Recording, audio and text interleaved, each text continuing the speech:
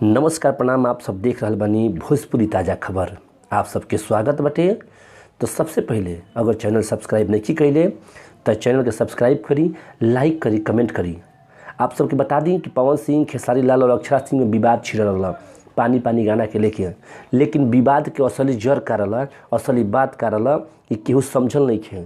तो हम बताओ तनी असली खबर भोजपुरी ताज़ा खबर के माध्यम से कि पानी पानी गाना जो खेसारी लाल यादव का गाना रहा लगातार 2 सप्ताह से 1 नंबर ट्रेंडिंग पर चले के शुरू भइल।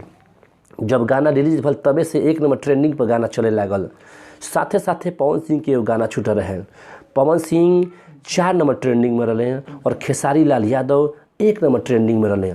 जमुना के चलते ये क्रोध हो गल, खुन्नस हो गई पवन सिंह के कि काहे एक गाना 1 नंबर ट्रेंडिंग में चलता।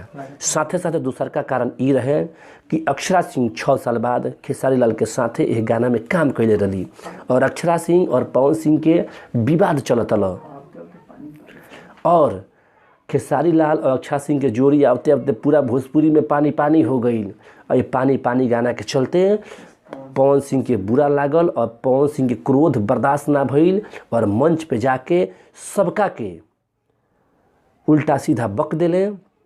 मंच पर जाके सबका के अपना ऊ के नीचे के इशारा कैले।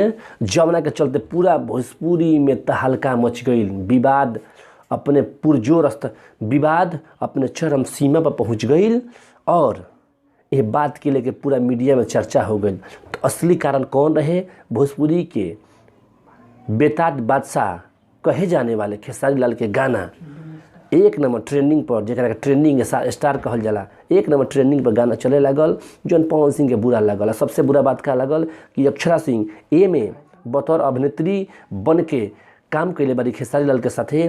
अब देखल ई जाब कि जौन आगे गाना आवे वाला बाटे खेसारी लाल और अक्षरा सिंह के, वो गाना पर का बाद विवाद होता। लेकिन विवाद एकर इहे रहे कि अक्षरा सिंह काहे खेसारी लाल यादव के साथे पानी पानी गाना में काम कैले बारी, ऐसे ये विवाद छिड़ल और विवाद भइल। अब आगे देखल जाओ कि आगे जौन गाना आवता पर का विवाद होता, बात होता। तो देखत रही भोजपुरी ताज़ा खबर।